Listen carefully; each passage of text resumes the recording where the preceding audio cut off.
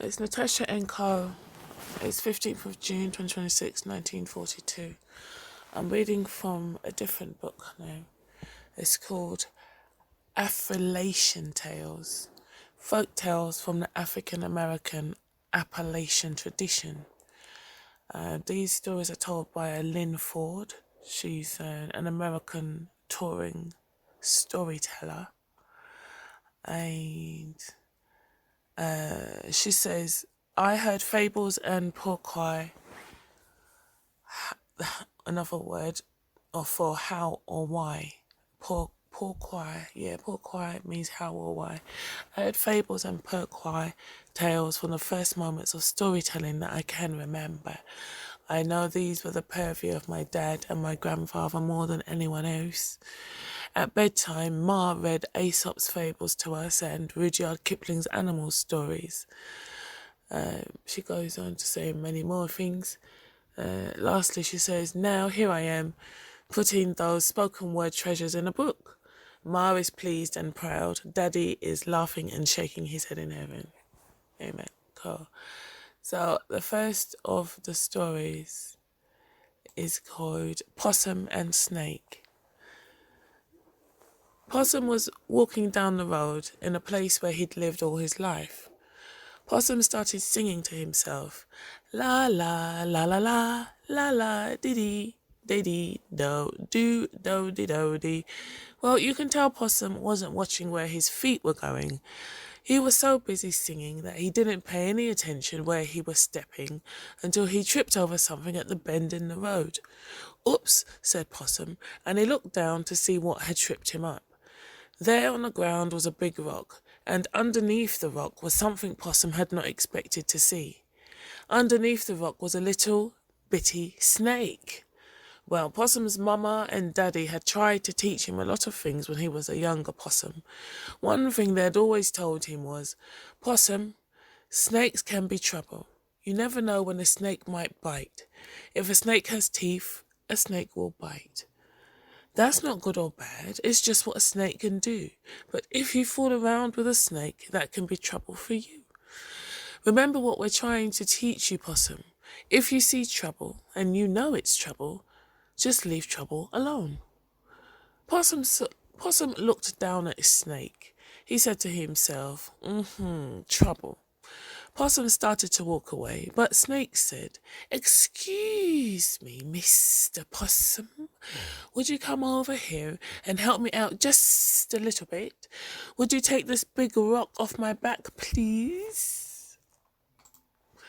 Possum's mama and daddy had told him, if you see trouble and you know it's trouble, just leave trouble alone. But that snake was smiling such a sweet little smile that Possum walked over, reached down, and took the rock off Snake's back. Then he started to walk away again. But Snake said, excuse me, Mr. Possum, would you come back here and help me out just a little more?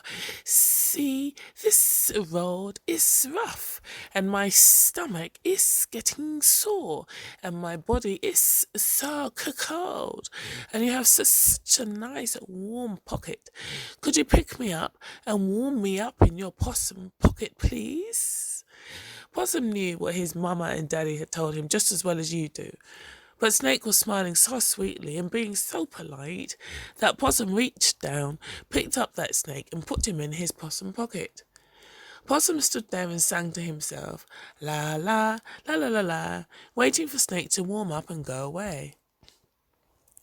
And whether that snake warmed up or whether he didn't, after a while he rose up from inside Possum's pocket and looked Possum in the eye. Mr. Possum, said Snake, I want to thank you for what you have done for me. I think I'll reward you right now. I think I'll just bite you. Then Snake giggled as if he told a good joke. Possum said, Mr. Snake, I don't see how this is funny at all.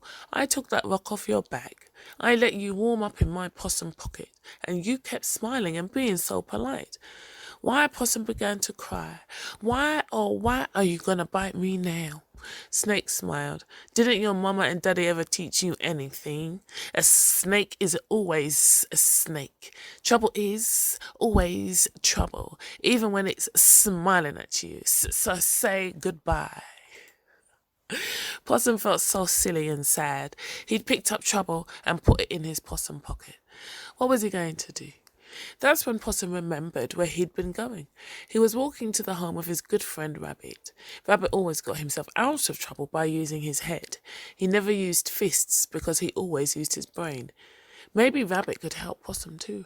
Possum sniffled and snuffled and begged Snake, I don't really want to say goodbye, but if I say it, could I say goodbye to a friend? Please, Mr. Snake, before you bite into me, could I go down this road and say goodbye to my best friend Rabbit? Please, please, please. Possum begged and cried and cried and begged. Snake said yes. Snake figured he'd bite Possum soon and bite Rabbit too. Snake curled up in Possum's pocket and went to sleep. Possum walked down the road toward Rabbit's house. He walked on his tippy toes as carefully as he could. He thought that he'd live a little bit longer if he let that snake sleep. Possum tippy-toed slowly and quietly.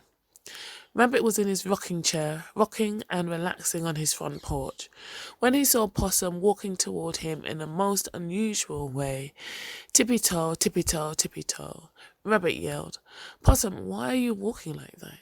Possum whispered, Shh, Rabbit, I'm coming to see you. Rabbit yelled, walking like that? Where are you going, walking like that? Possum whispered and whimpered, Oh, I think I'm going to die. Possum screeched and squealed and pointed to his pocket. Rabbit thought Possum was pointing towards his stomach. Rabbit asked, Oh, my poor friend, do you have collywobbles in your tummy? Possum whispered and shook his head. Nope. Rabbit asked, Do you have a fever in your big old head? Possum whispered and slouched his back. Nope. Rabbit asked, Do you have Arthur in your itis? Do you have rumours in your tisms? What's wrong, Possum? Possum whispered, Snakes in my pocket. Rabbit said, What? Possum whimpered, Snakes in my pocket. Rabbit said, I'm not sure I heard you. What did you say? Possum yelled, There's a snake in my pocket. Snake woke up, rose from Possum's pocket and grinned at Rabbit. Oh, Possum, hollered Rabbit, there's a snake in your pocket. How did you get a snake in your possum pocket?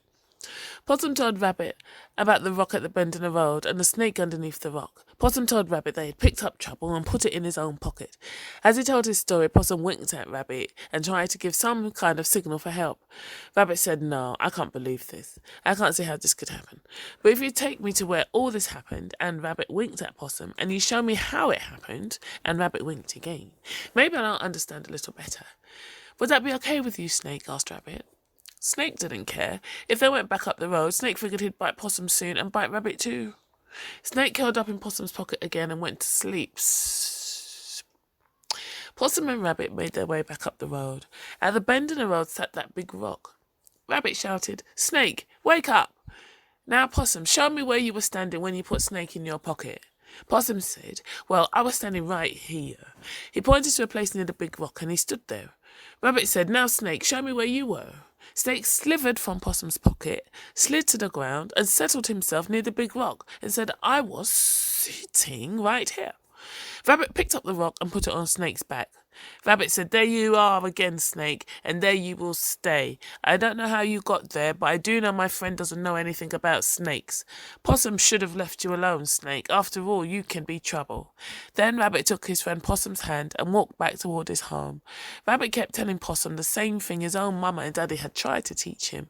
If you see trouble and you know it's trouble, just leave trouble alone.